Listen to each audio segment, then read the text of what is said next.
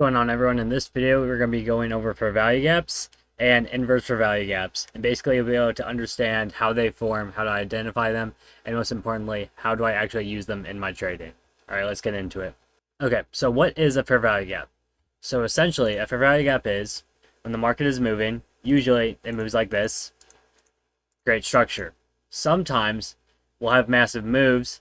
They create openings in the market, and when these openings happen, there's gaps in the market, also known as imbalances, creating the fair value gaps. So on the chart, this is what they look like. If we go into the chart, clear that up, this right here is a fair value gap. You see this massive imbalance in the market right here. Now, how do I know it's a fair value gap? So basically what a fair value gap is it is the open area between two candles. So right here we have a wick and we have a wick here. So you have, if you see clearly, you have this wick right here and you have this wick at the bottom right here. It is in between those two wicks. So let's say this wicks on this one was going a bit higher. Let's say we had a wick going all the way up here. Then the fair value gap would start right here, and that would be the fair value gap, also known as FVG. So that is what a fair value gap is. So they happen on all time frames. This is the 1 hour time frame. So if I go to the current market chart where we're at right now, you will see this right here. This is a fair value gap, a 1 hour fair value gap. The higher time frame this gap, the higher confluence and higher power it holds. Okay, so for this right here, fair value gap, 1 hour fair value gap. Now what did it do? It went through this area right here, went through the gap, and it closed below. This candle is now closed right here. The market is closed. Market closed right here. It went through the gap. Now that is what creates an inversion fair value gap. So what would you call this? It is called an inversion fair value gap, IFVG. So that's what you call it. So it went through the gap, inversion fair value gap. So why is this important? So we have bullish and bearish fair value gaps, and so obviously, a bullish fair value gap. I mark out FVGs, FVG, and if we have a bullish fair value gap, I'll mark it out as a green one just to make it easier. Green fair value gap, and then we have a bearish fair value gap. Mark that out. I'll mark it out as red. So a bullish fair value gap is one that will be created in bullish context. So it'll be going up, and then we go down, and then we come back down. This fair value gap is right here.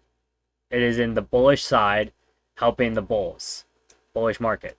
If we respect this fair value gap, it's showing bullish structure.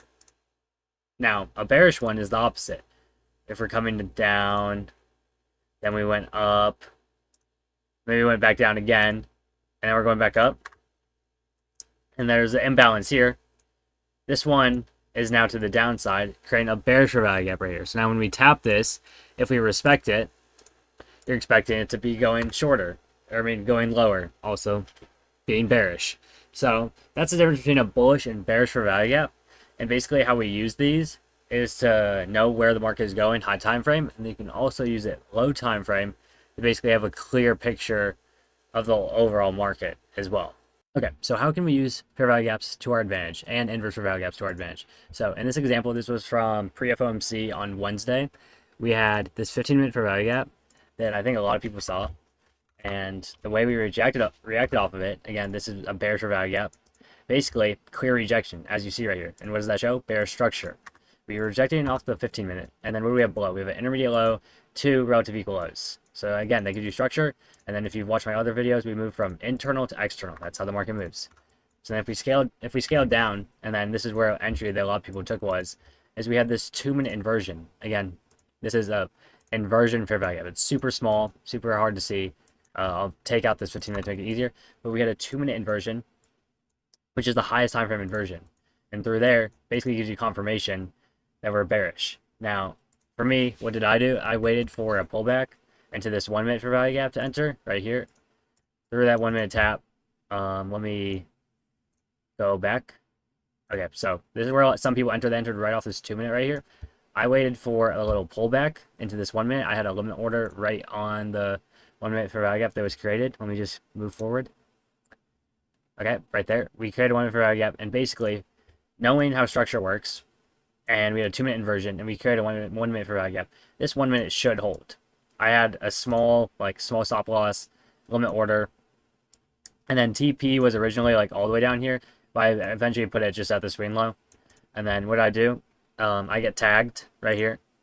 We tagged the one and instantly reject. Amazing reaction. That's already 4 RR. I wanted just to hear 7 RR. Crazy RR. It was lowered risk because it's a limit order. But again, this is how you use fair value gaps. You know, you have a FVG right here, keeping you in. And then you have the inversion right here. So you have an inversion plus a fair value gap tap. So you put those two hand in hand, then you just have a lot better structure. Now, a lot of people, if you just get out to the 2-minute, we created 2-minute right here. Again, let me just clean this up some more just because it's getting super messy.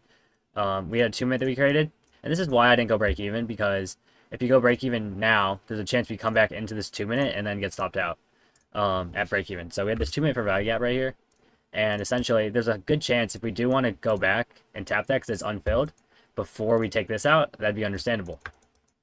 So again, how you want to play for value gaps is we come up, let's watch, and what do?